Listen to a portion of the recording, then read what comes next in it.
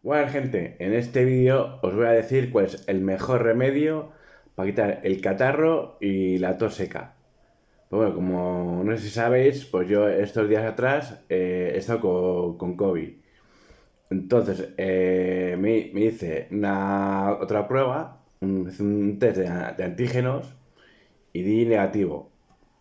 Y claro, entonces pues no paraba de toser, todo tosiendo. Entonces me compré jarabe Cinfatos y lo seguía tomando y no se me quitaba. Entonces volví otra vez a la farmacia, entonces me dieron este jarabe que viene en este frasco y luego viene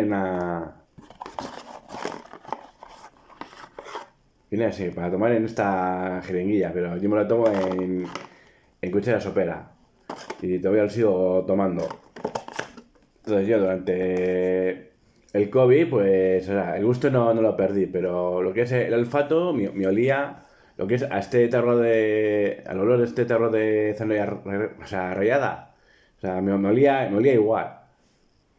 Entonces, pues pues tengo más o menos el gusto normal y el olfato normal. Entonces, pues el jarabe que os he enseñado antes, lo sigo tomando y nada, pues tampoco me hace así mucho. Entonces, pues esta mañana he ido a la piscina, ¿no? Y claro, cuando he ido a la piscina, pues nada, pues seguía tosiendo. Entonces he ido como una horita o así, ¿no? He ido de 10:30 a 11:30. Entonces ya metido en el agua, empezó así a nadar y cuando ya he estado un rato nadando, pues eso, he descansado un rato. Entonces me he parado y me quedaba así y digo, uy, pues hace tiempo que ya no toso. Y hasta ahora, o sea, hasta ahora no he tosido nada. O sea, ya sabes, o sea, está comprobado. O sea, la piscina es el mejor remedio para quitar el catarro y la tos seca. O sea, lo tengo comprobado. O sea, es mano de santo. O sea, ¿qué os digo? Es que nada de jarabes, ni pastillas, ni nada. O sea, lo mejor ir a la piscina y se os quita el catarro o sea, de golpe.